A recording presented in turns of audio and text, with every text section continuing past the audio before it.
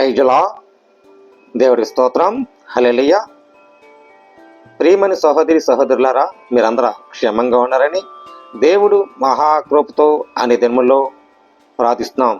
మీకోసం, మీ కుటుంబాల కోసం ఆత్మీయంగా ఉండాలని, దేవుని పక్షముగా మీరు వెరిగినట్లుగా, దేవుని ప్రేమ మీరు చూసినట్లుగా, మీ కుటుంబాల్లోనూ అన్ని విధానాలు పెట్టి దేవుడు మిమ్మల్ని దీవించాలని మా దైవజనం ద్వారాక అన్ని దినములో ప్రార్థిస్తున్నాం. మరి ఈరోజు మీకు మాట్లాడిపోయి ఒక అంశం, మహిమగల రాజు. ఈ రాజు ఎవరు? సైన్యములు అధిపతిగా ఆయనే ఈ మహిమగల దేవుడు.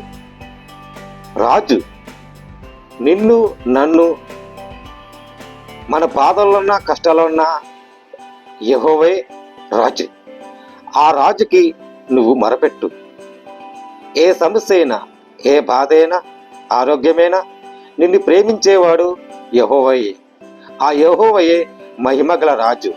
ఇది ఎందులో ఉందంటే 24 కీర్తన 10వ అధ్యాయంలో రాయబడింది. ప్రియమైన సహోదరి, ఈ విషయం మీరు తెలుసుకోవాలి. మహిమగల రాజా యెహోవాయే. ఆయన స్తుతించాలి, ఆయన ఘనపరచాలి.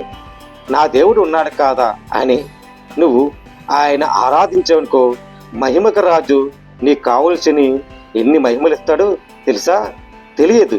తెలియకనే చిత్రం విచిత్రాలుగా చేసేవాడు మహిమగల రాజు ఆయన యెహోవాయే. ఈ సత్యాన్ని మీరు గ్రహించుకొని దేవుని యందు విశ్వసించి ఆయన మార్గంలో నుండే మహిమ ఘనత ఆయనే. దేవుడికి స్తోత్రం. ఈ విషయాన్ని మీరు అందరూ అర్థం చేసుకొని దేవుని యందు విశ్వసించి ఆయన మార్గంలో నడతారని మనస్ఫూర్తిగా మనసారా మీరు అందరూ కూడా వందనాలు తెలియజేస్తాను.